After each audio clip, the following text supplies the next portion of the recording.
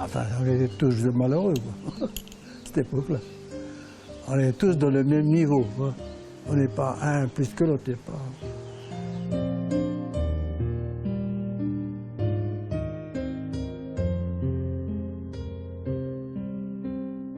La vie de nos anciens Indonésiens, ça n'a pas été un long fleuve tranquille parce que dans les mines ou ailleurs, les anciens ont beaucoup souffert.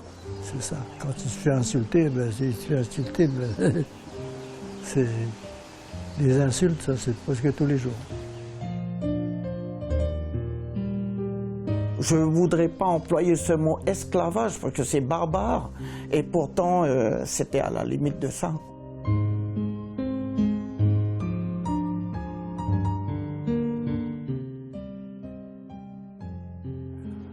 Ils sont venus pour chercher à manger.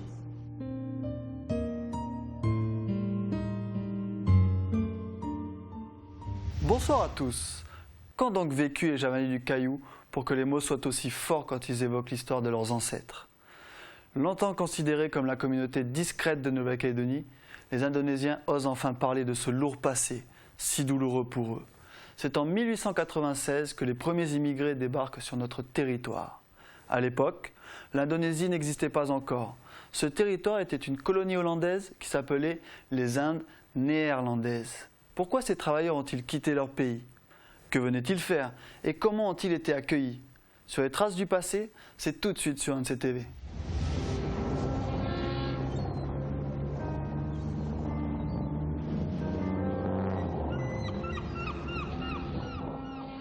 En 1896, le 16 février, est arrivé le premier convoi de Javanais en Nouvelle-Calédonie.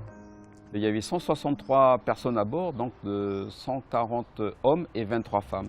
Des travailleurs qui étaient destinés avant tout aux plantations de café de la côte Est, donc entre Canala et Puebo sur la côte Est, et un peu sur la côte Ouest aussi, mais là plus pour l'agriculture, l'élevage, etc.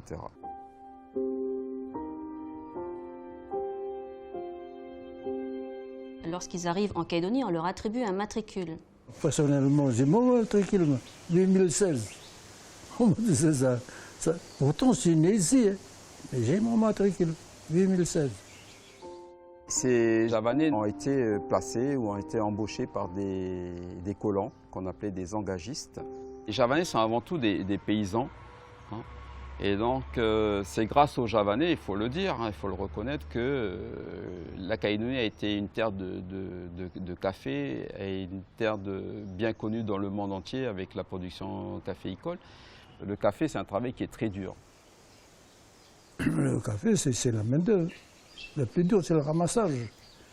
Parce que vous n'avez pas s'occuper toute l'année, entretenir le café, et puis laisser tomber la récolte. Là, vous perdez tout, là. C'est pas un travail compliqué, mais c'est un travail. Il faut aimer dans le café. Parce que le matin de bonne heure, quand il fait froid, même il pleut un peu, il faut y aller. Hein. Il ne faut pas dire que j'ai froid. Il faut y aller, le travail. Ah ben, je suis né dans le café. Moi, je suis né en 1926. Le 4 décembre 1926, à Vaud, ici, dans la caférie. Ma famille, ils sont arrivés en 2 fois. Et la première, c'est en 1911. Mon père, ils étaient engagés. Ma mère est arrivée en 1920, je crois, à peu près par là. Il n'y avait pas de travail en Indonésie. Alors, tout le monde s'est engagé, quoi.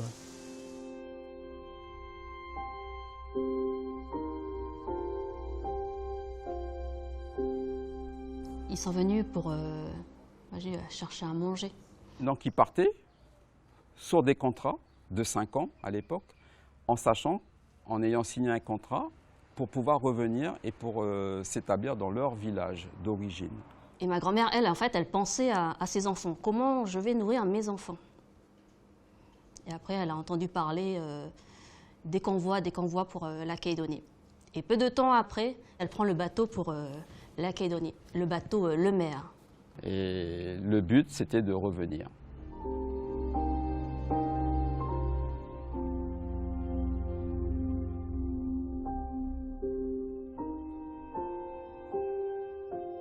L'Indonésie Tunisie a été colonisée et avec le système des cultures forcées, en fait, la population a été mobilisée pour planter des cultures d'importation. Les Hollandais ont développé la culture du tabac, de l'indigo et du café. Et il y avait de moins en moins de rizières, donc de plus en plus de paysans qui se retrouvaient sans terre.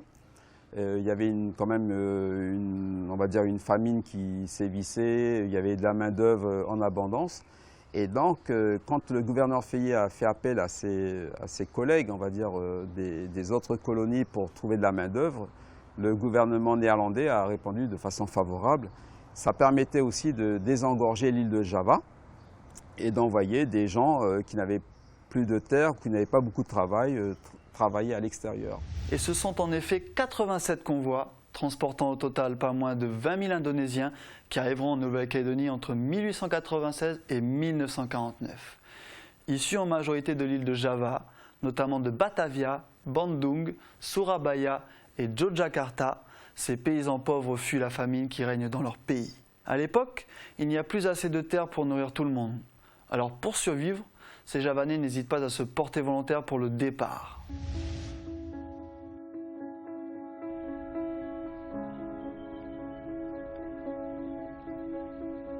Lorsqu'ils ont débarqué ici, ils pensaient être toujours dans une région d'Indonésie, mais en fin de compte, ils étaient dans une autre dimension, on va dire. Nouvelle culture, la langue française qu'ils ne maîtrisaient pas du tout. Un nouveau voisinage, c'était les Mélanésiens. Un nouveau paysage qu'ils ne connaissaient pas du tout. Et ils étaient arrivés aussi pour mettre en valeur des terres qui étaient vierges. Donc il fallait défricher, il fallait tout mettre en place. Une fois arrivé là, c'est étonné, quoi. C'est des pays qu'il n'a jamais vus. C'est un peu... C'est presque pas planté, quoi. C'est tout en brousse.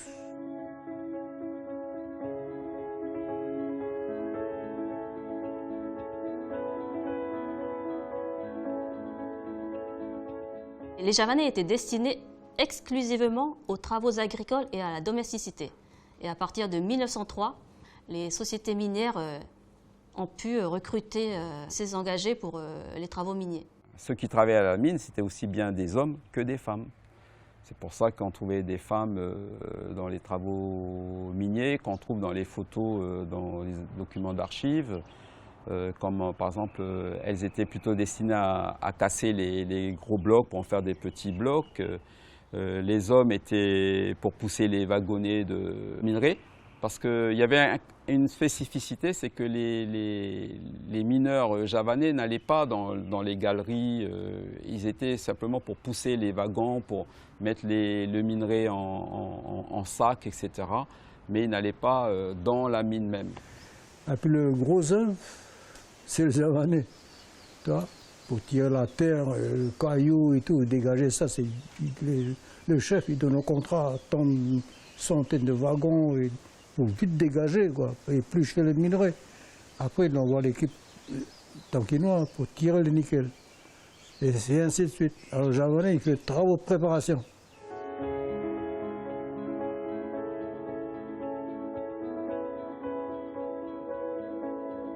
La mine, c'était par rapport au travail de ferme, c'était un travail qui était très très pénible, hein, parce qu'il faut savoir que bien souvent, ils commençaient leur journée à 6 h du matin et ils terminaient à 18 h le soir. Mais ça, c'était le début du travail. Donc quand il fallait aller à la mine, ce n'était pas compté dans le temps de travail. Le trajet pour aller de leur lieu d'habitation à la mine n'était pas compté dans leur temps de travail. Donc ils partaient des fois à 4 h du matin.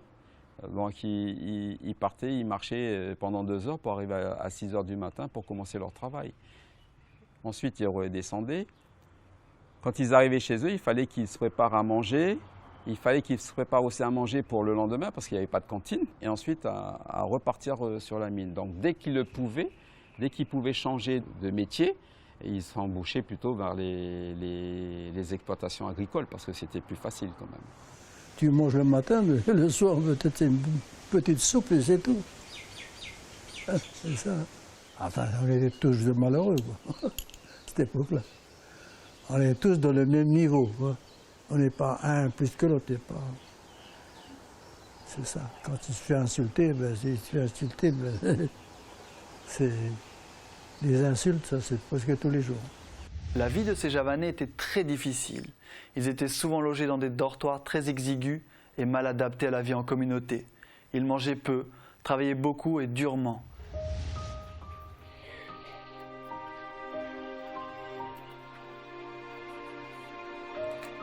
Dans les mines et ailleurs, ils en ont beaucoup souffert, nos anciens. Oui. Quelquefois, ça arrivait qu'ils étaient parqués dans des campements comme ça, où quand un couple marié arrivait dans ce campement-là, eh ben, cette femme est partagée quelquefois 4 hommes ou 5 hommes pour une seule femme. Et puis les femmes qui travaillent sur mine n'ont pas le droit d'avoir des bébés. Parce que s'ils ont des bébés, contrairement des Indonésiens qui sont dans les caféries, eh ben, la maman pouvait emmener le bébé avec elle, et puis les 3/4 du temps, dans les caféries, ben, la maman accrochait le bébé dans un espèce de couffin qui est fait avec du sarong, comme ça, dans une branche de niaouli. C'est peut-être pour cette raison qu'on appelait les Javanais de l'époque les niaouli. Mais concernant les mines, il y a des personnes, des femmes qui ont des enfants, et ces enfants-là sont donnés à une espèce de femme de gardiennage qui, elle, est payée pour faire mourir ces enfants-là, auxquels les parents légitimes devaient dire amen. Et ça, c'est pas moi qui l'ai raconté, je peux même vous montrer des documents pour ça. Et ça, je dis que c'est à la limite inhumain. Et cette histoire-là, ce n'est pas fictif, ce n'est pas une invention, ça a été vécu. Et il y a des témoignages. Et quand ils tombaient sur un mauvais patron, il leur arrivait même d'être battus. Et des histoires de maltraitance, les historiens en ont malheureusement recensé beaucoup. Mon père, par exemple, a pu m'expliquer pourquoi il avait un doigt coupé à la première phalange. À l'époque, il travaillait pour un colon. Et c'était à 4 heures du matin, ils étaient en train d'égrener du maïs. Et mon père était sur la trémie, en train de rentrer les épis de maïs pour pouvoir les égrener. Et quand, en mettant les épis dans cette petite trémie-là, l'épi s'est coincé. Et le patron, qui surveillait l'opération, lui a donné un coup de nerf de bœuf en disant « mais appuie fort avec ta main avec une autre épi de maïs, quoi ». Et quand ça s'est débloqué, l'épi est rentré d'un seul coup comme ça, et mon père tenant l'épi, la machine lui a enlevé une partie de son doigt. Et quand mon père a hurlé de douleur, en toute récompense, il a reçu un deuxième coup de nerf de bœuf parce qu'il n'a pas fait attention.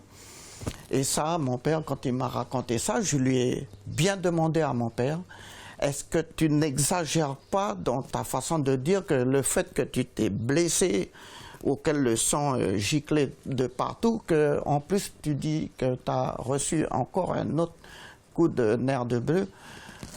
Et il m'a dit non, je n'invente rien, et c'est ce qui s'est passé.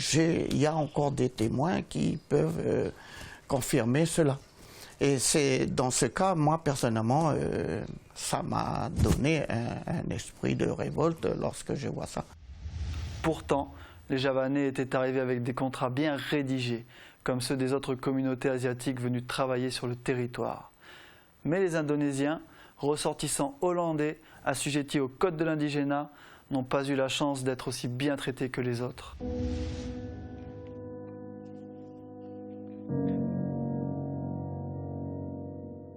Ils avaient comme statut juridique travailleurs engagés. Il y avait des sanctions pénales pour les engagistes qui ne respectaient pas le contrat, et pour les engagés, il y avait des peines administratives. Les contrats étaient très bien faits, mais la mise en place n'était pas bien souvent conforme, hein.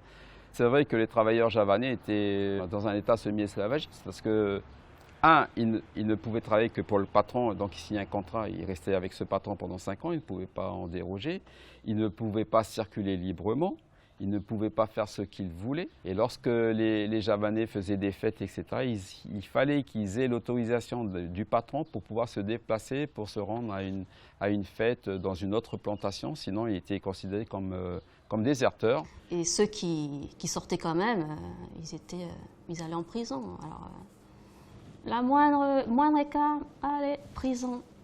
La vie de nos anciens Indonésiens, ça n'a pas été un long fleuve tranquille parce que dans les mines ou ailleurs, les anciens ont beaucoup souffert. Je ne voudrais pas employer ce mot esclavage parce que c'est barbare et pourtant c'était à la limite de ça, quoi.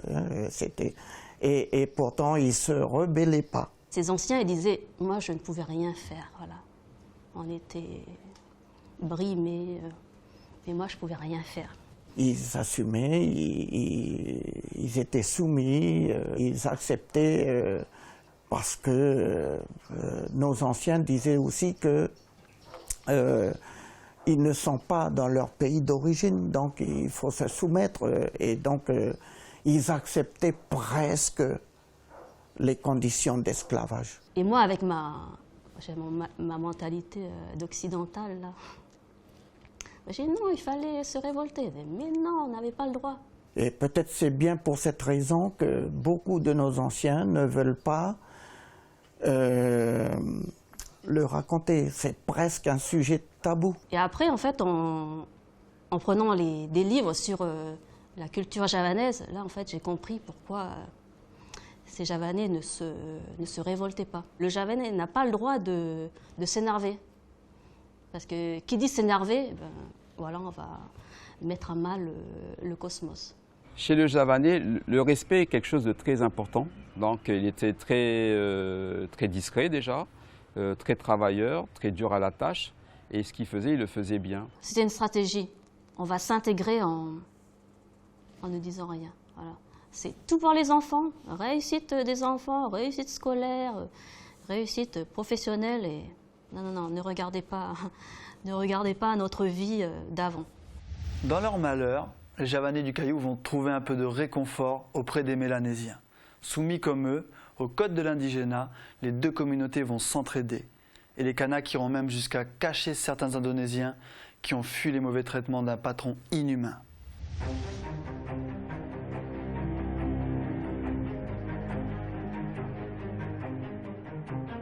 Heureusement que du temps de ces moments difficiles, mon père et ma mère côtoyaient beaucoup et beaucoup des responsables mélanésiens, à savoir des chefs de tribu, chefs de clan, tout ça, qui étaient là pour remonter le moral à mon père et ma mère. Et mon père, par exemple, il parlait le français, mais il parlait mieux la langue mélanésienne que la langue française. Pourquoi? Parce qu'on a toujours vécu avec les Mélanésiens, pour ainsi dire. Mon père, à l'époque, quand il était avec ma maman métayer, eh ben, on avait beaucoup plus d'amis mélanésiens qui venaient nous aider à débrousser les champs de caféerie, à ramasser le café. Ils nous emmenaient des trocas, des bigourneaux, des langoustes, des crabes de mer. Et mon père, en compensation, il chassait le cerf, il leur amenait du cerf, des cochons sauvages et tout. Il restait chez mon père et ma mère à faire la cuisine tous les jours. On mangeait ensemble, on faisait la cuisine ensemble et tout.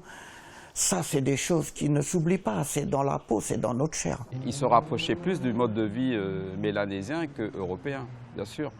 Et donc c'est pour ça qu'il y a quand même des liens très forts avec la communauté indigène, mélanésienne. Cette histoire, c'est pas une histoire. Ils n'ont pas vécu dans un milieu seul. Ils ont vécu avec les Kanaks, les Océaniens, les Tonkinois, les autres travailleurs importés. Et moi, ce que je retiens de cette histoire, c'est cette histoire commune. Ces travailleurs importés étaient arrivés sous le statut juridique de l'engagement. Leur pays était colonisé par les Hollandais. Les Kanaks ici, c'était des colonisés, voilà, ils étaient soumis au régime de l'indigénat, mis en place en Calédonie à partir de 1887, le décret du 18 juillet 1887. Et si vous lisez le décret du 18 juillet 1887, en fait, ce décret n'était pas réservé qu'aux Kanaks. Vous allez lire article 5, en fait, ce décret s'applique aux Kanaks et aux assimilés.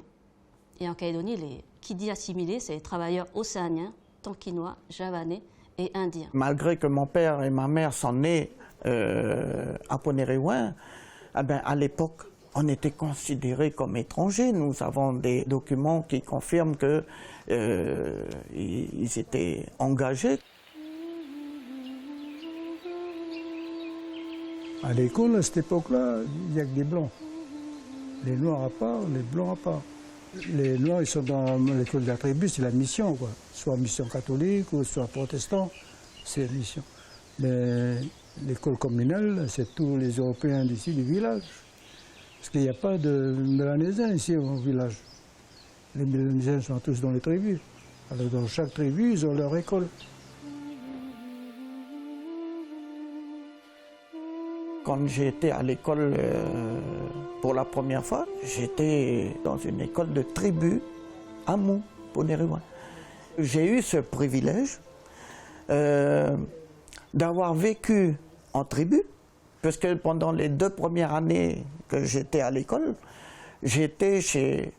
Ah, ils sont décédés maintenant, je suis ému. Ils s'appellent grand-père et grand-mère Nao. Ils avaient leur case à aller une 50aine de mètres de l'école où j'ai allé. Et j'y restais toute la semaine. Parce que mes parents habitaient très loin au fond de la vallée. Et donc j'étais en pension chez grand-père et grand-mère Nao. Je dormais à la tribu, tout ça. Et grand-père Nao m'aidait à faire mes devoirs le soir, tout ça. Et voilà, et je pense que... Et je connais la vie tribale grâce à cela. Moi, je suis élevé par une Mélanésienne. Une Mélanésienne qui s'appelle Mélanie. Ouais. Je suis élevé parce que la patronne de ma mère est père méchante. Quand c'est le mauvais temps, ma mère, il veut l'emmener pour ramasser le café, tout ça, la patronne ne veut pas. Alors il me laisse à la maison, il me laisse à une Mélanésienne qui me garde. C'est pour ça que je parle un peu le mélanésien. Moi, les Mélanésiens, hommes ou femmes, pour moi, ce sont, pour ceux et celles de mon âge, ce sont mes frères et mes sœurs. Et puis les plus âgés, ce sont mes oncles, grands-pères, grand-mères et tout. Voilà, c'est ma famille, quoi, ma deuxième famille, quoi.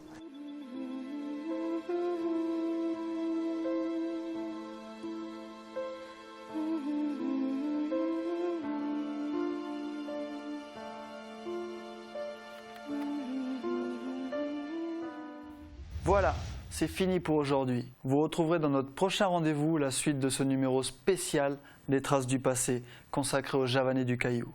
La semaine prochaine, je vous expliquerai pourquoi certains de ces Indonésiens ont choisi de retourner dans leur pays d'origine. À l'époque, mon père était rentré pour suivre ses parents. Je vous dévoilerai aussi les raisons qui les ont conduits à préférer taire pendant longtemps leur histoire. Depuis petite, je demande à ma grand-mère de me raconter son histoire et elle disait toujours « j'ai oublié, j'ai oublié ». Je vous raconterai également comment la jeune génération a pu en apprendre davantage sur la vie difficile de ses parents. Je voulais connaître mon histoire pour avancer. Enfin, je vous ferai découvrir ce que font ces Calédoniens à part entière pour ne pas oublier leurs racines indonésiennes. Retour aux sources, pour moi, c'est vital. Merci de nous avoir suivis. Bonsoir à tous.